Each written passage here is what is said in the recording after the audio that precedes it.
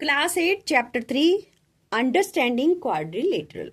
Okay, सबसे पहले chapter का इंट्रोडक्शन लेंगे। इंट्रोडक्शन में हम प्लेन कर्व को देखेंगे, पॉलीगन्स को देखेंगे, पॉलीगन कर्व्स को समझेंगे और साथ ही साथ 4 टाइप के पॉलीगन्स को भी देखेंगे।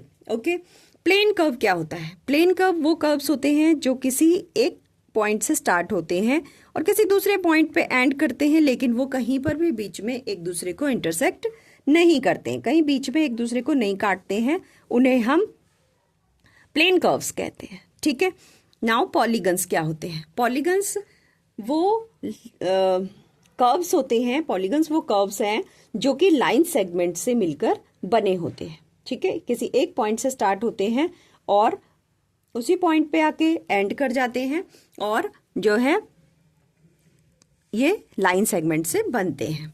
पॉलीगन्स 2 प्रकार के कर्व्स को हम पॉलीगन कर्व्स कौन से होते हैं और कौन से नहीं होते हैं देखेंगे। एक होते हैं पॉलीगन कर्व्स, दूसरे नॉन पॉलीगन कर्व्स। ठीक है, पॉलीगन कर्व्स वो कर्व्स होते हैं जो कि किसी एक पॉइंट से स्टार्ट होते हैं और उसी पॉइंट पे आके खत्म हो जाते हैं, लेकिन ये एक दूसरे को कहीं पर भी इंटरसेक्ट नहीं करते, एक दूसरे को कहीं पर भी बीच में काटते नहीं है। ठीक है, जैसे कि नॉन पॉलीगन कर्व्स में हम देख सकते हैं कि ये हमने यहाँ से स्टार्ट किया, ये फिगर को यहाँ से स्टार्ट किया तो ये बीच में एक दूसरे को इंटरसेक्ट करते हैं। These are the non polygon curves, ये पॉलीगन्स नहीं है। ठीक है, और ये पॉलीगन कर्व्स हैं जो एक दूसरे को उसी पॉइंट पे आके मिलते हैं लेकिन कहीं काटते नहीं। ठीक है, अब हम देखेंगे कि 4 प्रकार के पॉलीगन्स हैं, that is convex polygon, concave polygon, regular polygon और इरेगुलर पॉलीगन। सबसे पहले कॉन्वेक्स पॉलीगन क्या होते हैं? कॉन्वेक्स पॉलीगन वो पॉलीगन होते हैं जिनके डायगोनल्स इंटीरियर में बनते हैं, कहीं भी एक्सटीरियर में इनके डायगोनल्स नहीं बनते हैं, इनके डायगोनल्स इंटीरियर में बनते हैं। ये कॉन्वेक्स पॉलीगन है, इनके डायगोनल्स कहीं भी इंटीरियर में नहीं बनते हैं, एक्सटीरियर में नहीं बनते हैं, ये इंटीरियर में बनते हैं।